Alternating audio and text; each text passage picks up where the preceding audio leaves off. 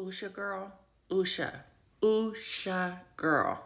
Honey, we need to have a serious discussion, like eye to eye. We need to talk, but you need to call me up. We need to have a serious discussion. Because a lot of people are saying that the way that Erika Kirk was all goo goo gaga over your man was inappropriate.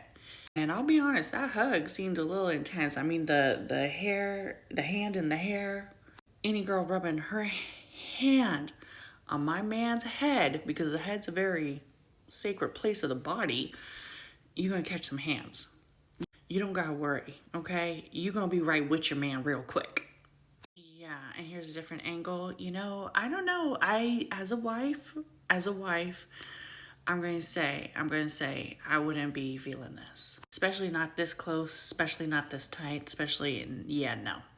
Oh, trust me, he would hear from me, and you would too. I told you guys when she was in that church with JD Vance and Trump and Melania, when that one pastor, or I don't know if she was I don't know, she was like, I don't know what religious church they were in, but they were in a church, they were at a Sunday service right after Trump got elected.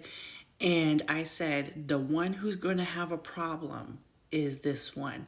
And the reason why I said that is because when she was talking to Trump and JD Vance about having some sort of empathy on the overall population, on the people who were very scared about his presidential term, you can tell she had a self-awareness. She had an idea of awakening. She had an idea. She understood what the lady was talking about.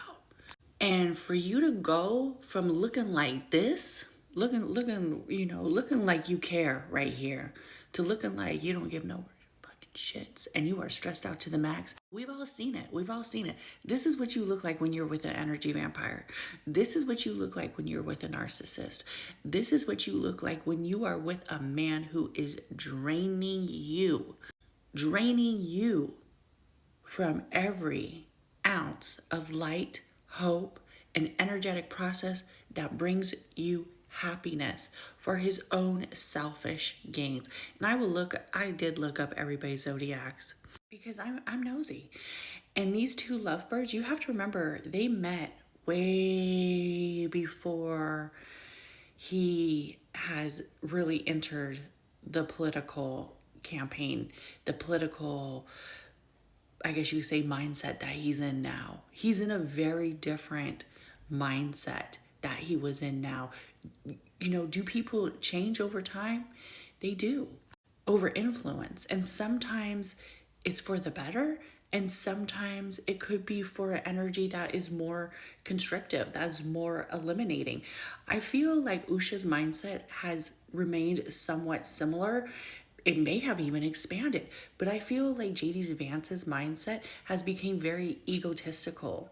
And he's a Leo, and he also is with, as a vice president, with a man who's a Leo rising. So their whole presidential, is very egotistical. She is a Capricorn. So you have two very big dominant energies, okay? Two very big dominant energies coming into this mix. Coming into an area where I will be surprised if they last.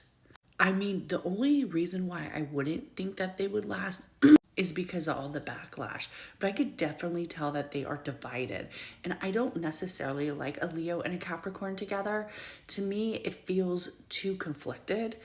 And it feels like it's two different ways. Obviously, she is the one who's probably more submissive in the relationship and compromises more. But now you have a Scorpio who's entered the chat. Okay? And a Scorpio can get obsessive. A Scorpio can keep all the secrets. A Scorpio can do what they want to be the winner of this love triangle. So it would shock the nation.